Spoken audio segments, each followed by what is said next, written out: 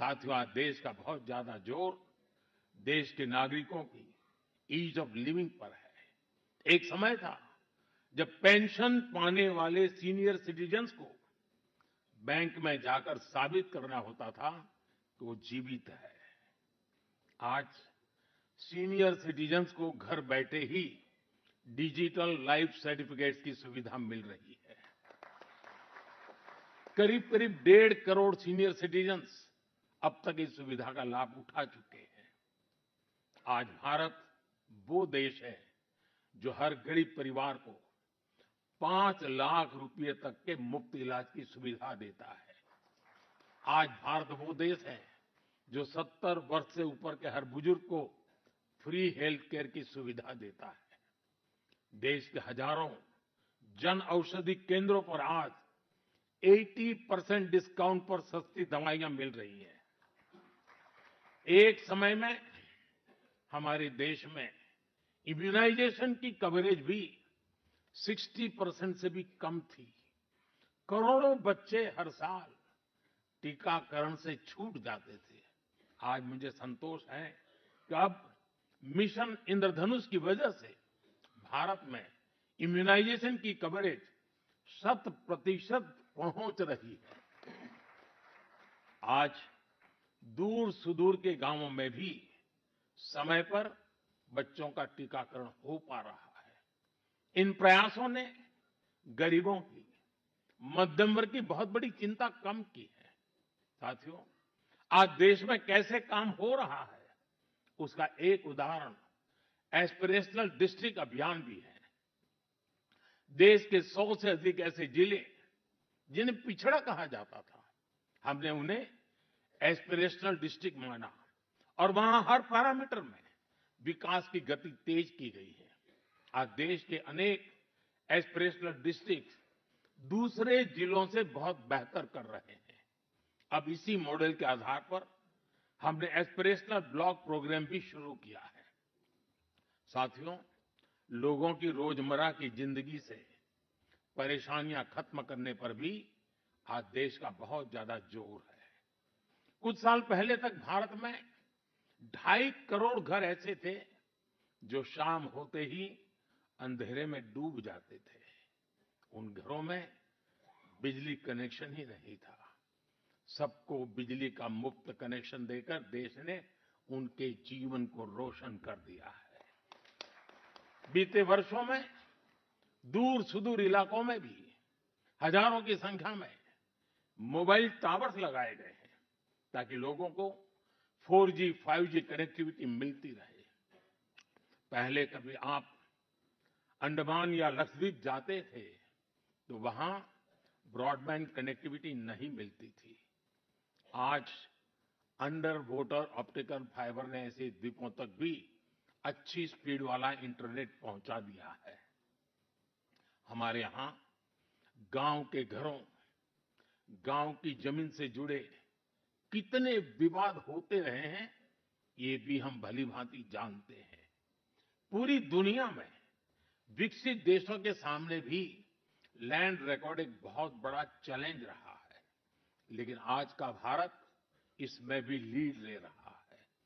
PM स्वामित्व योजना के तहत आज गांव के घरों की ड्रोन मैपिंग की जा रही है और लीगल डॉक्यूमेंट इश्यू किए जा रहे हैं। साथियों, देश के विकास के लिए आधुनिक इंफ्रास्ट्रक्चर का तेज निर्माण भी उतना ही जरूरी है। इंफ्रास्ट्रक्चर के प्रोजेक्ट समय पर पूरे होने से देश का धन भी बचता है और प्रोजेक्ट भी, उसकी उपयोगिता भी बहुत बढ़ जाती है। इसी सोच के साथ प्रगति नाम से एक प्लेटफॉर्म बनाया गया है जिसमें इंफ्रा प्रोजेक्ट्स का रेगुलर रिव्यू होता है और इनमें से कुछ प्रोजेक्ट्स तो ऐसे होते जो 30-30, 40-40 साल से पेंडिंग थे। मैं खुद इसकी मीटिंग को चेयर करता हूं। आपको जानकर अच्छा लगेगा कि अभी तक 18 लाख करोड़ रुपए के ऐसे प्रोजेक्ट्स को रिव्यू करके उनके सामने की अड़चनों को दूर किया जा चुका है। समय पर पूरे हो रहे प्रोजेक्ट्स लोगों के जीवन पर बहुत सकारात्मक प्रभाव डाल रहे हैं। देश में हो रहे ये प्रयास देश की प्रगति को भी गति दे रहे हैं और संविधान की मूल भावना को भी सशक्त कर रहे हैं। साथियों, भारत के भविष्य का मार्ग अब बड़े सपनों, बड़े संकल्पों की सिद्धि का है। आज हर देशवासी का एक ही ध्येय है, विकसित भारत का निर्माण। विकसित भारत का मतलब है जहां देश के हर नागरिक को एक क्वालिटी ऑफ लाइफ मिल सके, डिग्निटी ऑफ लाइफ मिल सके। ये सामाजिक न्याय, सोशल जस्टिस का भी बहुत बड़ा माध्यम है और ये संविधान की भी भावना है। इसलिए बीते वर्षों में देश में लोगों के बीच आर्थिक और सामाजिक समानता लाने के लिए कई कदम उठाए गए हैं। बीते 10 वर्षों में 53 करोड़ से ज्यादा ऐसे भारतीयों का बैंक खाता खुला है जो बैंक के दरवाजे तक नहीं पहुंच पाते थे। बीते 10 वर्षों में 4 करोड़ ऐसे भारतीयों को पक्का घर मिला है जो कई कई पीढ़ियों से बेघर थे। बीते 10 वर्षों में 10 करोड़ से ज्यादा ऐसी महिलाओं को मुफ्त गैस कनेक्शन मिला है जो बरसों से अपने घर में गैस पहुंचने का इंतजार कर रही थी। हमें आज के जीवन में बहुत आसान लगता है कि घर में नल खोला और पानी आ गया, लेकिन देश में आजादी के 75 साल बाद भी सिर्फ 3 करोड़ घर ही ऐसे थे जिनमें नल से जल आता था। करोड़ों लोग तब भी अपने घर में नल से जल का इंतजार कर रहे थे। मुझे संतोष है कि हमारी सरकार ने 5-6 साल में 12 करोड़ से ज्यादा घरों को नल से जल देकर नागरिकों का और विशेषकर महिलाओं का जीवन आसान बनाया है। संविधान की भावना को सशक्त किया है। साथियों, आप सभी जानते हैं कि हमारे संविधान की मूल प्रति में भी प्रभु श्री राम, माता सीता, हनुमान जी, भगवान बुद्ध, भगवान महावीर, गुरु गोविंद सिंह जी सभी के चित्र हैं। भारत की संस्कृति के प्रतीक इन चित्रों को संविधान में इसलिए स्थान दिया गया ताकि वो हमें मानवीय मूल्यों के प्रति सजग करते रहे। ये मानवीय मूल्य आज के भारत की नीतियों और निर्णयों का आधार है। भारतीयों को त्वरित न्याय मिले, इसके लिए नई न्याय संहिता लागू की गई है। दंड आधारित व्यवस्था अब न्याय आधारित व्यवस्था में बदल चुकी है। महिलाओं की राजनीतिक भागीदारी बढ़ाने के लिए नारी शक्ति बंधन अधिनियम का ऐतिहासिक निर्णय हुआ है। हमने थर्ड जेंडर को उनकी पहचान और उनका हक दिलाने के लिए भी कदम उठाए हैं। हमने दिव्यांगजनों के जीवन को आसान बनाने के लिए भी व्यवस्थाएं बनाई हैं। साथियों, संविधान सभा की लंबी बहस के दौरान भारत के गणतांत्रिक भविष्य पर गंभीर चर्चाएं हुई थी। आप सभी उस डिबेट से भलीभांति परिचित हैं और तब बाबा साहब आंबेडकर ने कहा था, constitution is not a mere lawyer's document. Its spirit is always the spirit of age. जिस स्पिरिट की बात बाबा साहब कहते थे वो बहुत ही अहम है। देश काल परिस्थिति के हिसाब से उचित निर्णय लेकर हम संविधान की समय समय पर व्याख्या कर सकें, ये प्रावधान हमारे संविधान निर्माताओं ने हमें दिया है।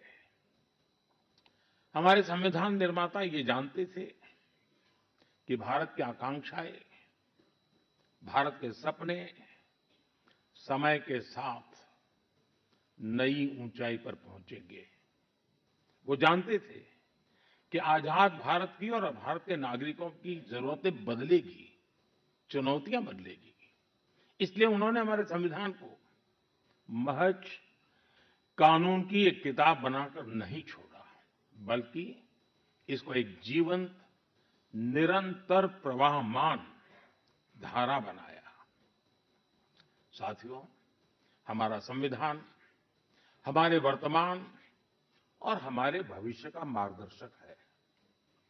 बीते 75 वर्षों में देश के सामने जो भी चुनौतियां आई हैं, हमारे संविधान ने हर उस चुनौती का समाधान करने के लिए उचित मार्ग दिखाया है।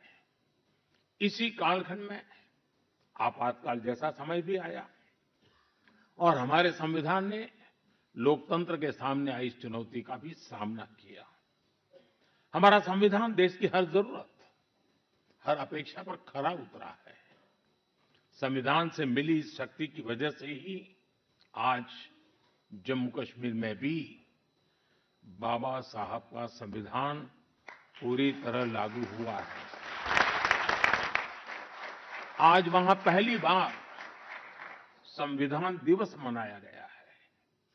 साथियों, आज भारत परिवर्तन के इतने बड़े दौर से गुजर रहा है। ऐसे अहम समय में भारत का संविधान ही हमें रास्ता दिखा रहा है, हमारे लिए गाइडिंग लाइट बना हुआ है। भारत के मुख्य न्यायाधीश justice Sanjeev Khanna ji, justice B.R. गवाई जी, जस्टिस सूर्यकांत जी, केंद्रीय मंत्रिमंडल के मेरे साथी श्रीमान अर्जुन राम मेघवाल जी, अटॉर्नी जनरल श्री वेंकट रमणी जी, बार काउंसिल के अध्यक्ष Manan Kumar Mishra ji, supreme court bar association के अध्यक्ष श्री कपिल सिब्बल जी, सुप्रीम कोर्ट के न्यायमूर्तिगण, पूर्व मुख्य न्यायाधीशगण, उपस्थित अन्य महानुभाव, देवी और सज्जनों, आपको सभी देशवासियों को संविधान दिवस की बहुत बहुत शुभकामनाएं। भारत के संविधान का ये 75वां साल पूरे देश के लिए एक असीम गौरव का विषय है। मैं आज भारत के संविधान को, संविधान सभा के सभी सदस्यों को आदरपूर्वक नमन करता हूं। साथियों, हम लोकतंत्र के इस महत्वपूर्ण पर्व का जब स्मरण कर रहे हैं उस समय ये भी नहीं भूल सकते कि आज मुंबई में हुए आतंकी हमले की भी बरसी है। इस हमले में जिन व्यक्तियों का निधन हुआ, उन्हें मैं अपनी श्रद्धांजलि देता हूं। मैं देश का ये संकल्प भी दोहराता हूं कि भारत की सुरक्षा को चुनौती देने वाले हर आतंकी संगठन को मुंह तोड़ जवाब दिया जाएगा।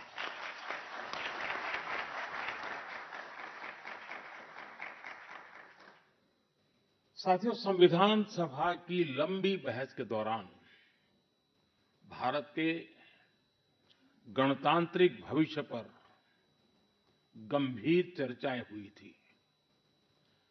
आप सभी उस डिबेट से भलीभांति परिचित हैं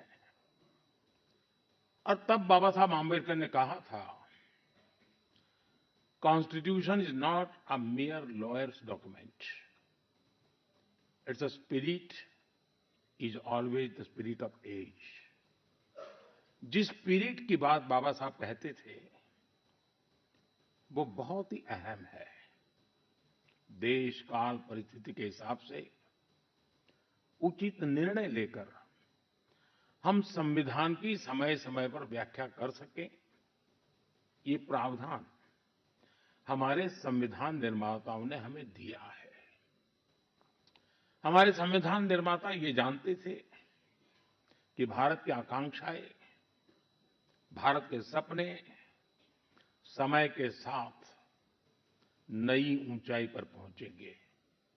वो जानते थे कि आजाद भारत की और भारत के नागरिकों की जरूरतें बदलेगी, चुनौतियां बदलेगी।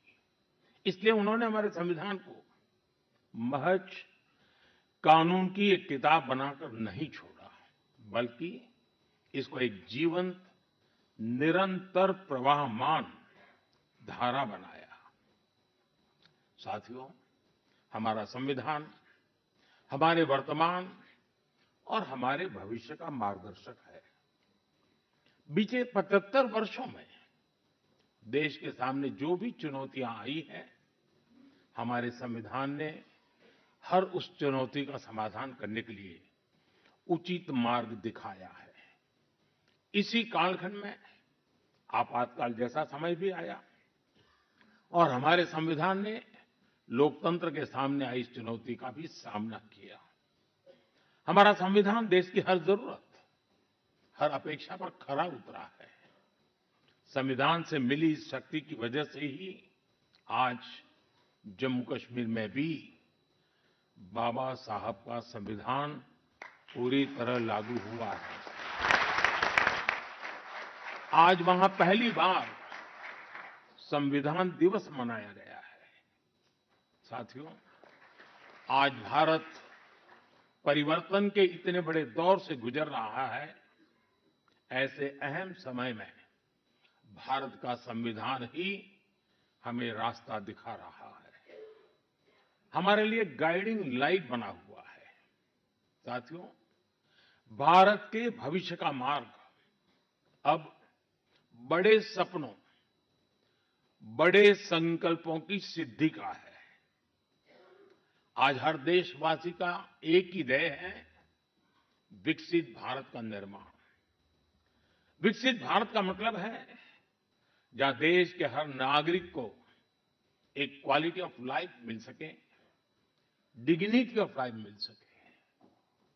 ये सामाजिक न्याय, सोशल जस्टिस का भी बहुत बड़ा माध्यम है और ये संविधान की भी भावना है।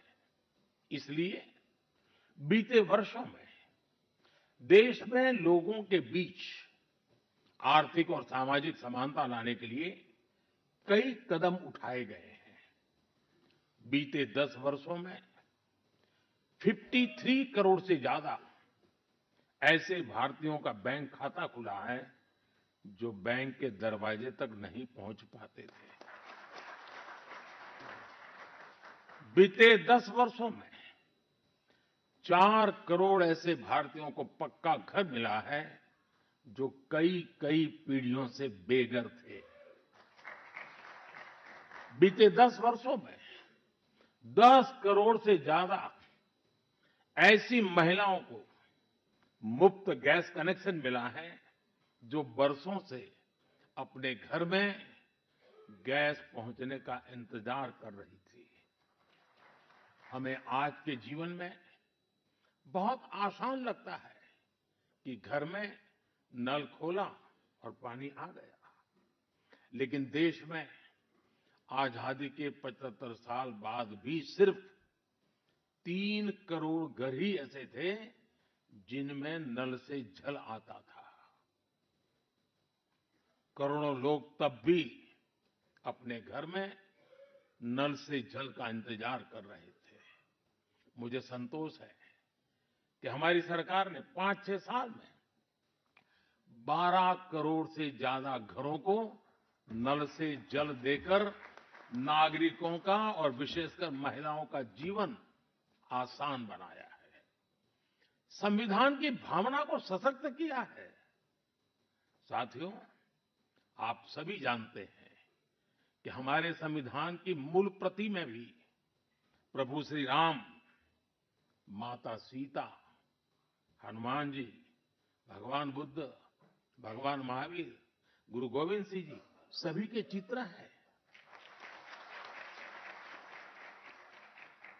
भारत की संस्कृति के प्रतीक इन चित्रों को संविधान में इसलिए स्थान दिया गया ताकि वो हमें मानवीय मूल्यों के प्रति सजग करते रहे। ये मानवीय मूल्य आज के भारत की नीतियों और निर्णयों का आधार है। भारतीयों को त्वरित न्याय मिले, इसके लिए नई न्याय संहिता लागू की गई है। दंड आधारित व्यवस्था अब न्याय आधारित व्यवस्था में बदल चुकी है। महिलाओं की राजनीतिक भागीदारी बढ़ाने के लिए नारी शक्ति बंधन अधिनियम का ऐतिहासिक निर्णय हुआ है। हमने थर्ड जेंडर को उनकी पहचान और उनका हक दिलाने के लिए भी कदम उठाए हैं। हमने दिव्यांगजनों के जीवन को आसान बनाने के लिए भी व्यवस्थाएं बनाई हैं। साथियों, आज देश का बहुत ज्यादा जोर देश के नागरिकों की ईज ऑफ लिविंग पर है। एक समय था जब पेंशन पाने वाले सीनियर सिटीजन्स को बैंक में जाकर साबित करना होता था कि वो जीवित है। आज सीनियर सिटीजन्स को घर बैठे ही डिजिटल लाइफ सर्टिफिकेट्स की सुविधा मिल रही है। करीब करीब 1.5 करोड़ सीनियर सिटीजन्स अब तक इस सुविधा का लाभ उठा चुके हैं। आज भारत वो देश है जो हर गरीब परिवार को 5 लाख रुपए तक के मुफ्त इलाज की सुविधा देता है। आज भारत वो देश है जो 70 वर्ष से ऊपर के हर बुजुर्ग को फ्री हेल्थ केयर की सुविधा देता है। देश के हजारों जन औषधि केंद्रों पर आज 80% डिस्काउंट पर सस्ती दवाइयां मिल रही हैं। एक समय में हमारे देश में इम्यूनाइजेशन की कवरेज भी 60% से भी कम थी। करोड़ों बच्चे हर साल टीकाकरण से छूट जाते थे। आज मुझे संतोष है कि अब मिशन इंद्रधनुष की वजह से भारत में इम्यूनाइजेशन की कवरेज 100% पहुंच रही है। आज दूर सुदूर के गांवों में भी समय पर बच्चों का टीकाकरण हो पा रहा है। इन प्रयासों ने गरीबों की, मध्यम वर्ग की बहुत बड़ी चिंता कम की है। साथियों, आज देश में कैसे काम हो रहा है उसका एक उदाहरण एस्पिरेशनल डिस्ट्रिक्ट अभियान भी है। देश के 100 से अधिक ऐसे जिले जिन्हें पिछड़ा कहा जाता था, हमने उन्हें एस्पिरेशनल डिस्ट्रिक्ट माना और वहां हर पैरामीटर में विकास की गति तेज की गई है। आज देश के अनेक एस्पिरेशनल डिस्ट्रिक्ट दूसरे जिलों से बहुत बेहतर कर रहे हैं। अब इसी मॉडल के आधार पर हमने एस्पिरेशनल ब्लॉक प्रोग्राम भी शुरू किया है। साथियों, लोगों की रोजमर्रा की जिंदगी से परेशानियां खत्म करने पर भी आज देश का बहुत ज्यादा जोर है। कुछ साल पहले तक भारत में 2.5 करोड़ घर ऐसे थे जो शाम होते ही अंधेरे में डूब जाते थे। उन घरों में बिजली कनेक्शन ही नहीं था। सबको बिजली का मुफ्त कनेक्शन देकर देश ने उनके जीवन को रोशन कर दिया है। बीते वर्षों में दूर सुदूर इलाकों में भी हजारों की संख्या में मोबाइल टावर्स लगाए गए हैं ताकि लोगों को 4G, 5G कनेक्टिविटी मिलती रहे। पहले कभी आप अंडमान या लक्षद्वीप जाते थे तो वहां ब्रॉडबैंड कनेक्टिविटी नहीं मिलती थी। आज अंडर वाटर ऑप्टिकल फाइबर ने ऐसे द्वीपों तक भी अच्छी स्पीड वाला इंटरनेट पहुंचा दिया है। हमारे यहां गांव के घरों, गांव की जमीन से जुड़े कितने विवाद होते रहे हैं, ये भी हम भलीभांति जानते हैं। पूरी दुनिया में विकसित देशों के सामने भी लैंड रिकॉर्ड एक बहुत बड़ा चैलेंज रहा है, लेकिन आज का भारत इसमें भी लीड ले रहा है। पीएम स्वामित्व योजना के तहत आज गांव के घरों की ड्रोन मैपिंग की जा रही है और लीगल डॉक्यूमेंट इश्यू किए जा रहे हैं। साथियों, देश के विकास के लिए आधुनिक इंफ्रास्ट्रक्चर का तेज निर्माण भी उतना ही जरूरी है। इंफ्रास्ट्रक्चर के प्रोजेक्ट समय पर पूरे होने से देश का धन भी बचता है और प्रोजेक्ट भी, उसकी उपयोगिता भी बहुत बढ़ जाती है। इसी सोच के साथ प्रगति नाम से एक प्लेटफॉर्म बनाया गया है, जिसमें इंफ्रा प्रोजेक्ट्स का रेगुलर रिव्यू होता है। और इनमें से कुछ प्रोजेक्ट्स तो ऐसे होते जो 30-30, 40-40 साल से पेंडिंग थे। मैं खुद इसकी मीटिंग को चेयर करता हूं। आपको जानकर अच्छा लगेगा कि अभी तक 18 लाख करोड़ रुपए के ऐसे प्रोजेक्ट्स को रिव्यू करके उनके सामने की अड़चनों को दूर किया जा चुका है। समय पर पूरे हो रहे प्रोजेक्ट्स लोगों के जीवन पर बहुत सकारात्मक प्रभाव डाल रहे हैं।